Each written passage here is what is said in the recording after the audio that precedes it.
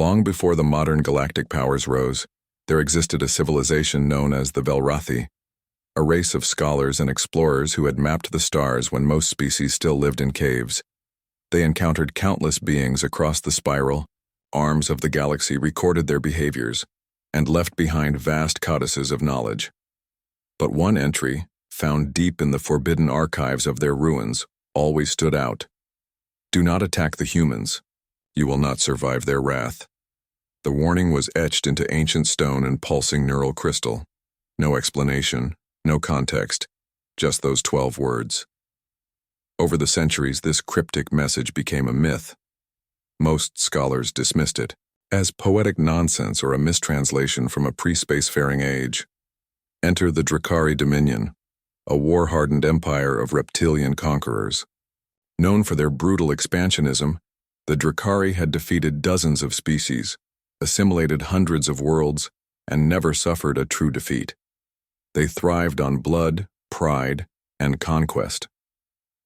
When they stumbled across Earth's transmission relays and outpost colonies in a quiet spiral arm, they saw weakness. Primitive architecture, peaceful outposts, limited defense platforms, easy prey. The Drakari High Command met in the obsidian halls of Kraz Valur, their capital citadel. Among them was an old xenohistorian, Marilak, who had long studied lost civilizations, including the Velrathi. He recognized the name humanity from the Velrathi archives and dared to raise his voice during the War Council. "You must not do this," he pleaded. "The Velrathi warned all of us. They said humanity's wrath is inescapable." Laughter erupted from the generals. One warlord spat a glob of venom across the table and sneered, "Let them bring their wrath. The Dominion does not fear fairy tales." Marilak tried to show them the codex entry, but the Drakari burned the page, mocking the ghost-ridden past of dead empires. In their arrogance, they didn't just plan an invasion, they announced it. Drakari ships broadcast a message to Earth's outer colonies. "You are now subjects of the Dominion. Surrender or be erased." Earth's response? Silence. No diplomatic protest. No declaration of war. No plea for peace, just static.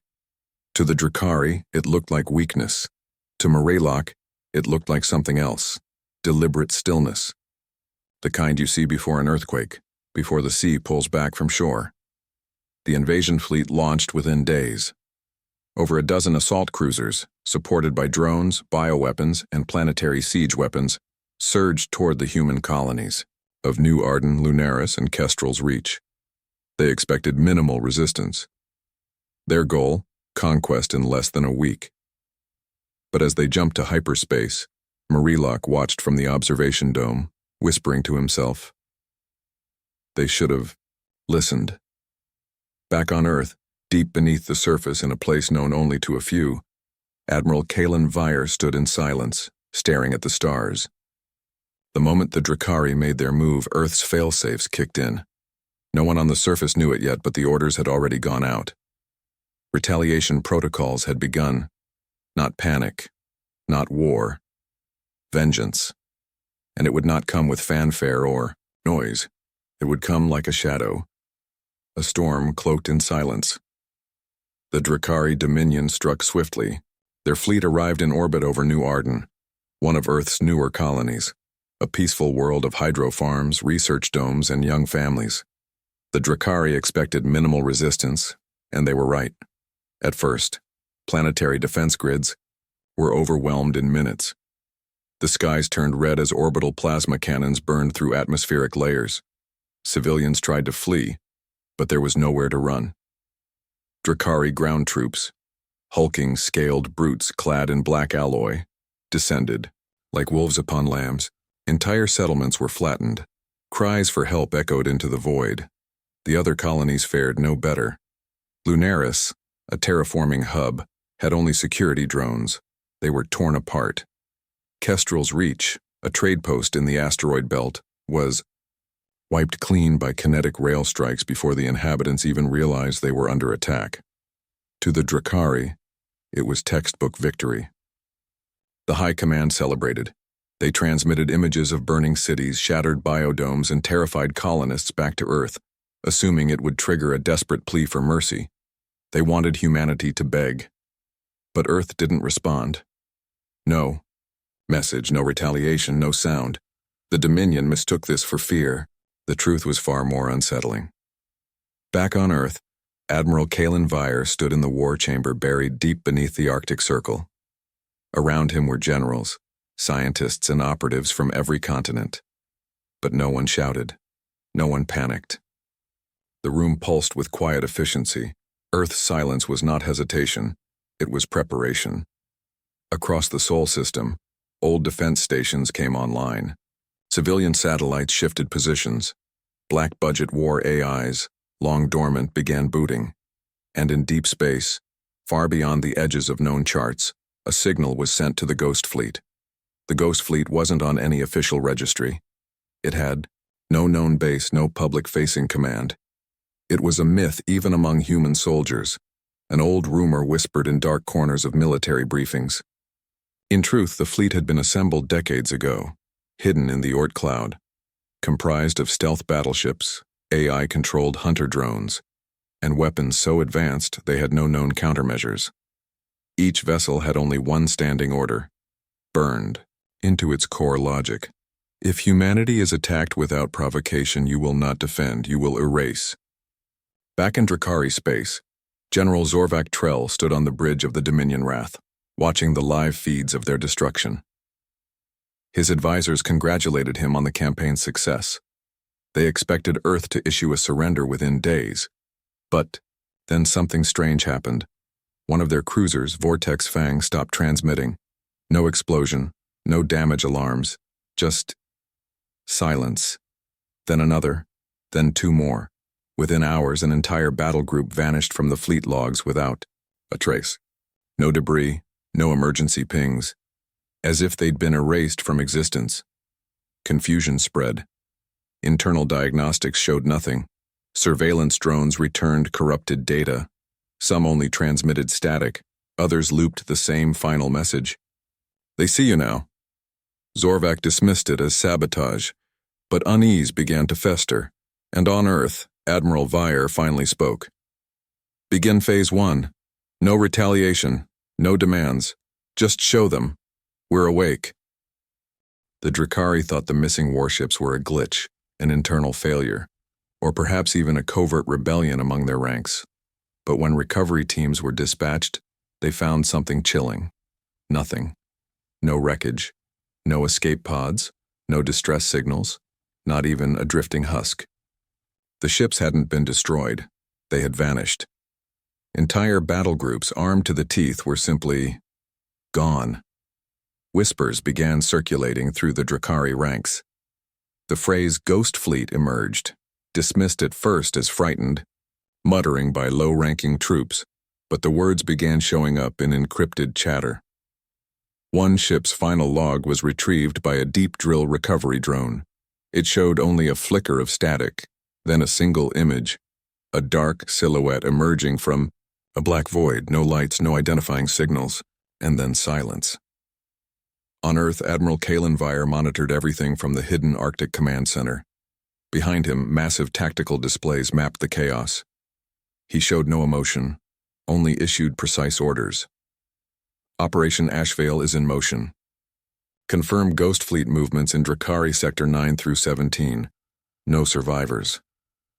The Ghost Fleet, humanity's ultimate failsafe, had spent years in silence, hidden in deep space cloaks, ships layered with adaptive armor, neural AIs trained not for battle but for annihilation. These weren't defensive crafts. They were predators. Their specialty, removal. Using stealth systems decades ahead of galactic norms, they infiltrated Drakari supply lines, mining routes, and communication hubs. No bright flashes or epic battles, just erasure.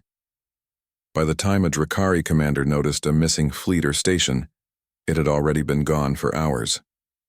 Some colonies found their oxygen, scrubbers venting into space. Others woke up to find their planetary defense codes rewritten in unknown human syntax. Entire bases turned on their own crews without warning. And still Earth remained silent. The Drakari's arrogance began to fracture into paranoia. Internal purges erupted, commanders accusing subordinates of sabotage, traitors being executed, ships firing on their own. Fear was spreading faster than human plasma rounds ever could. Meanwhile, in exile on a remote moon, the xeno-historian Marilock watched the reports come in. The moment he saw the phrase, "Ghost Fleet," repeated in multiple Drakari signals, his blood ran cold. He dug through the Velrathi Codex and found it, buried beneath layers of forgotten data. They do not strike in anger. They strike in silence. By the time you understand what is happening, it is already done.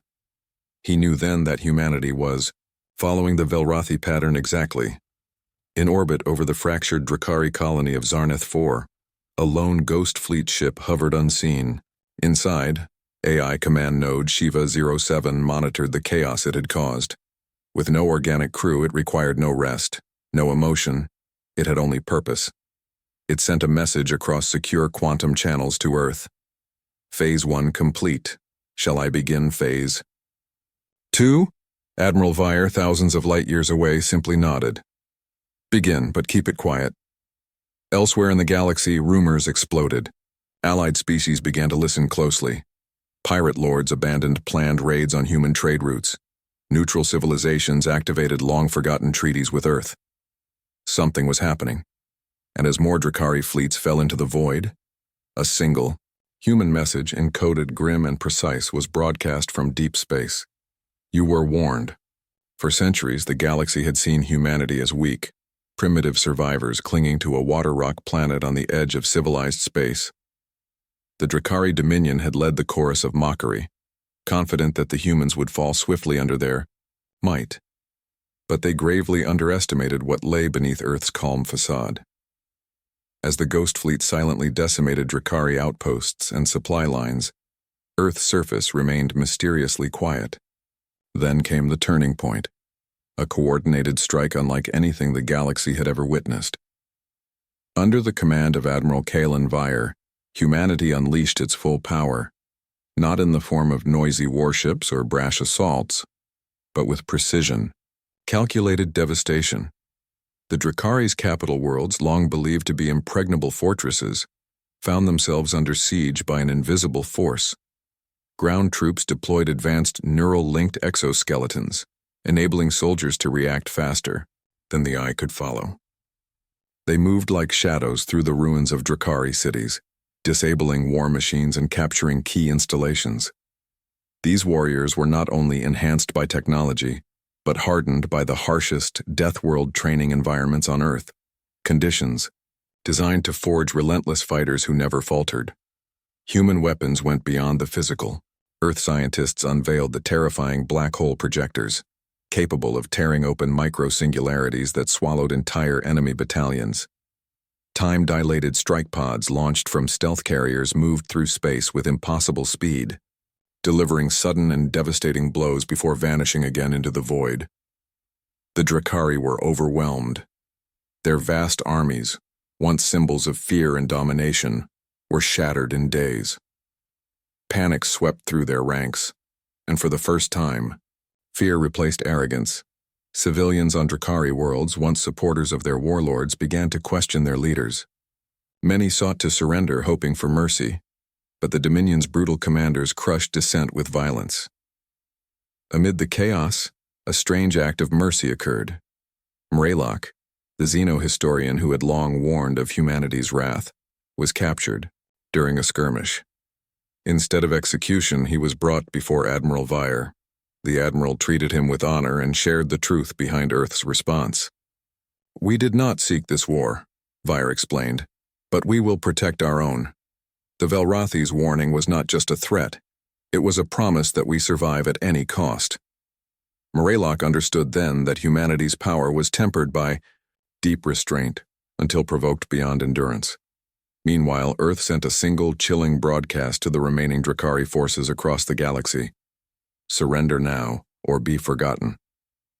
The Drakari Empire, fractured and defeated, faced collapse, but humanity's message was clear. They did not seek conquest, but they would defend their own with ruthless efficiency. This moment marked the true awakening of humanity as a galactic force, shattering centuries of myths about their weakness. The galaxy watched in awe and fear, realizing for the first time that humanity's wrath was not only real, but unstoppable. With the Drakari Dominion reeling from relentless strikes by humanity's ghost fleet and ground forces, their empire began to fracture from within. The mighty war machine that once seemed unstoppable was now plagued by betrayal, fear, and despair. At the heart of the Dominion stood Emperor Zorvath Kren, a ruthless ruler who had never known defeat. His throne was carved from the bones of conquered worlds, his power absolute until now. As the human forces tightened their grip, his generals turned their eyes not outward, but inward, questioning his leadership.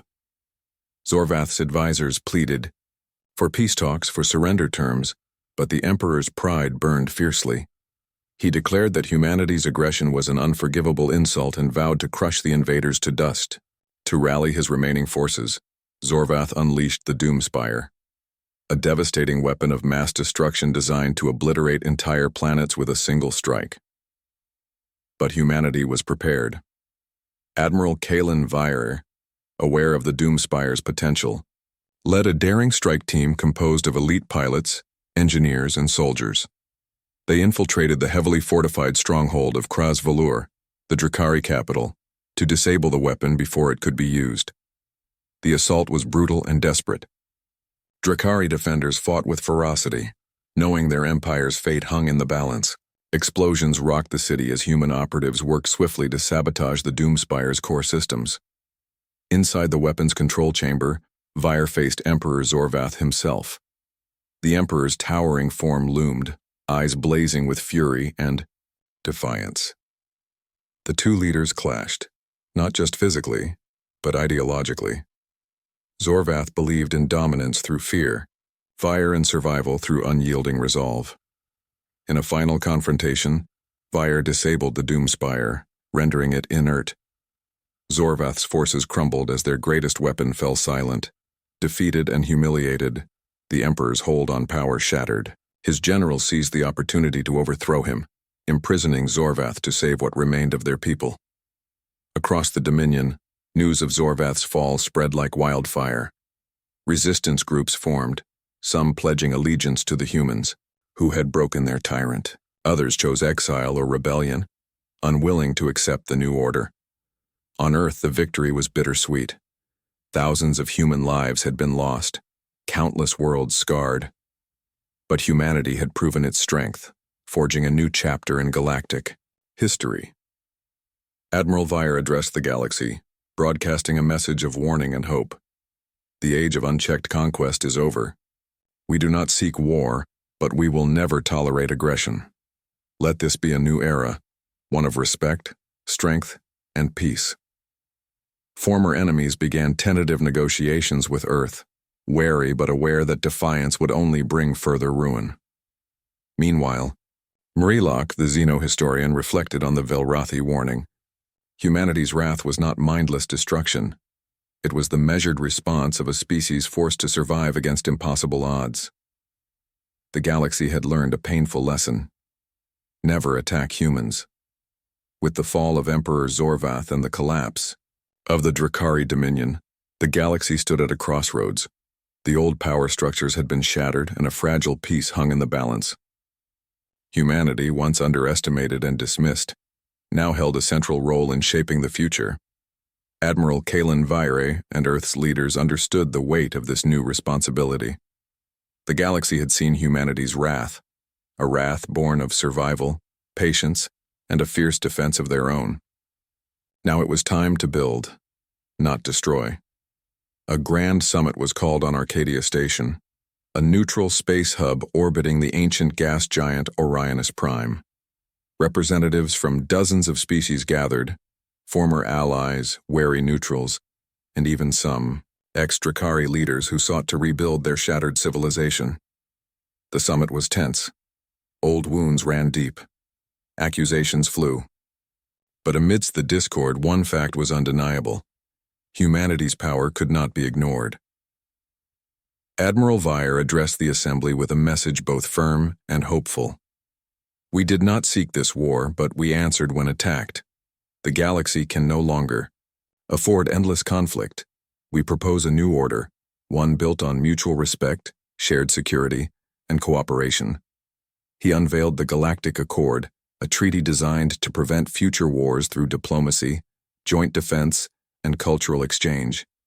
It included strict protocols for conflict resolution and an alliance to address threats no single species could face alone. Many were skeptical, but the fear of facing humanity's wrath again tempered resistance. The accord gained support quickly, forming a foundation for a fragile but promising peace. Meanwhile, Earth ramped up efforts to assist recovering worlds. Terraforming specialists, medical teams, and engineers were dispatched to repair the damage left by war. Humanity's willingness to help softened their image, from ruthless warriors to determined protectors. Yet beneath the surface, tensions simmered. Some species feared humanity's growing influence. Secret coalitions formed, wary of Earth's advanced technology and military might. Admiral Vire remained vigilant, knowing the peace was fragile. He initiated a new program to train diplomats, mediators and peacekeepers, humans and aliens alike, to maintain harmony. Amidst these efforts, the legend of the Ghost Fleet grew. It became a symbol, not just of destruction, but of deterrence, a reminder that humanity's defense was both unyielding and just. Marilock, the Xeno-historian, chronicled these events, noting that humanity's story was unlike any other. They had survived countless threats, only to rise and redefine the galactic order through strength tempered by wisdom. As new alliances formed and old empires rebuilt, the galaxy slowly began to heal. Trade routes reopened, cultural exchanges flourished, and species once locked in enmity found common ground. But all knew that peace required vigilance. Admiral Vire's final message echoed through the galaxy. We are not monsters, but we are no longer victims. Let this new era be one of respect, strength, and unity, so that none will ever dare attack humans again. And so, the galaxy stepped into a new age, one shaped by the lessons of the past and the promise of a future where humanity stood not as conquerors but as guardians of peace.